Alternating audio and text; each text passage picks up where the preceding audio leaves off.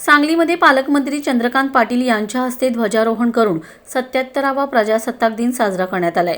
Sangli police मुख्यालयाच्या क्रीडांगणावर ध्वजारोहणाचा मुख्य सोहळा पार पडलाय। यावेळी पोलीस पथकाच्या विविध विभागाकडून पालकमंत्री चंद्रकांत पाटील यांना मानवंदना देण्यात आली। तसेच वर्षभरामध्ये उत्कृष्ट सेवा बजावणाऱ्या पोलिसांचा व धाडसी कृत्य करणाऱ्या नागरिकांचा पालकमंत्री पाटील यांच्या हस्ते यावेळी सत्कार करण्यात आलाय। अतिशय उत्तम प्रशासनाने आपापसातली साखळ झाली। शेवटी नशाबंदी अभियान या बाबतीमध्ये मला आनंद व्यक्त करायचा आहे की केव्हा तरी एक वर्षापूर्वी अशी स्थिती होती की इकडे स्टॉक सापडला, तिकडे स्टॉक सापडला। त्यातून बऱ्याच गोष्टी प्रशासनाला, पोलीस प्रशासनाला आवाहन करून बक्षीस देण्यापासून सगळ्या गोष्टी आपण केल्या आणि सगळे सतर्क झाले।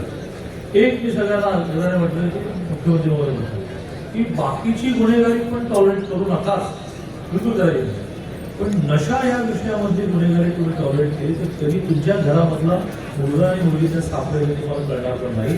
तर ह्या बाबतीमध्ये आपण स्ट्रिक्ट राहायला पाहिजे असं आवाहन माननीय देवेंद्रजी केलं। त्याचा परिणाम म्हणून पुण्याच्या ज्ञानप्रबोधिनीच्या माध्यमातून 600 शिक्षकांना अतिशय सायलेंटली 600 शिक्षकांचं नशा आणि सेक्स एज्युकेशन या विषयावर प्रशिक्षण केलं। त्यांनी 2.25 लाख विद्यार्थ्यांपर्यंत हा सिलेबस पोहोचला। दर शनिवारी सकाळी एक तास, दर शनिवारी एक तास, मार्चपर्यंत हे टाइम टेबल आहे। 2.25 लाख विद्यार्थ्यांना यांना जो कंटेंट मिळाला नशाबंदी विषयामध्ये, सेक्स एज्युकेशन विषयामध्ये, तो मेसेज त्यांनी त्या 2.25 लाख जिल्हा परिषदेच्या शालेय विद्यार्थ्यांना पोहोचवायचा। खूप मोठी क्रांती आहे। त्यातून मुलं नशेपासून दूर राहतील। सेक्स एज्युकेशनमुळे त्यातला जो अतिरेकपणा असतो त्यातून बऱ्याच चुकीच्या गोष्टी घडतात त्या नीट राहतील।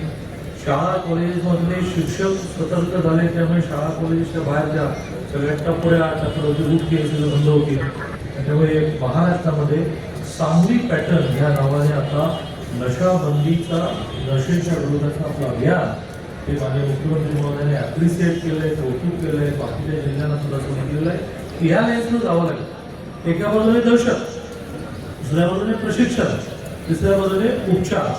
आपण इथल्या गव्हर्नमेंट हॉस्पिटलमध्ये एक क्लिनिक पण सुरू केलं, कारण ड्रगमध्ये सापडलेला सहजासहजी बाहेर येऊ शकत नाही, कारण ट्रीटमेंटच लागेल। असं 10 प्रशिक्षण आणि उपचार अशा तिन्ही मार्गाने आपण प्रयत्न करतोय। मी सगळ्या शेवटी एक बालविवाह न करण्याची प्रतिज्ञा देतो।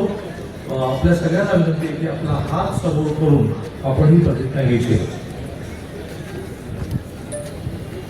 आम्ही सांगली जिल्हावासी अशी प्रतिज्ञा करतो की आम्ही मुलींचे लग्न 18 वर्षाच्या आत व मुलांचे लग्न 21 वर्षाच्या आत करणार नाही। आम्ही बालविवाहाच्या कोणत्याही कार्यात सहभागी होणार नाही। तसेच बालविवाहास प्रत्यक्ष अप्रत्यक्ष मदत करणार नाही। बालविवाहाने मुला मुलींच्या शैक्षणिक, सामाजिक, मानसिक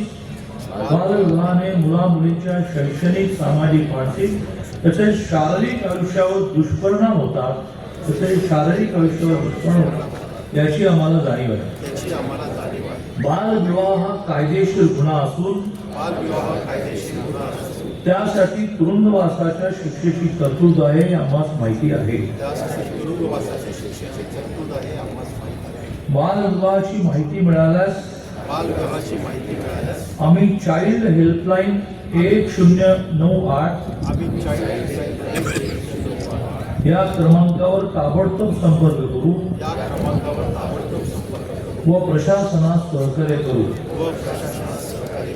आम्ही आमच्या मित्रात, नातेवाईकात, गावात बालविवाह होणार नाही याची दक्षता घेऊ। सर्वांचा एकच नारा, बालविवाह मुक्त सांगली जिल्हा सारा। जय हिंद, जय महाराष्ट्र। आदरणीय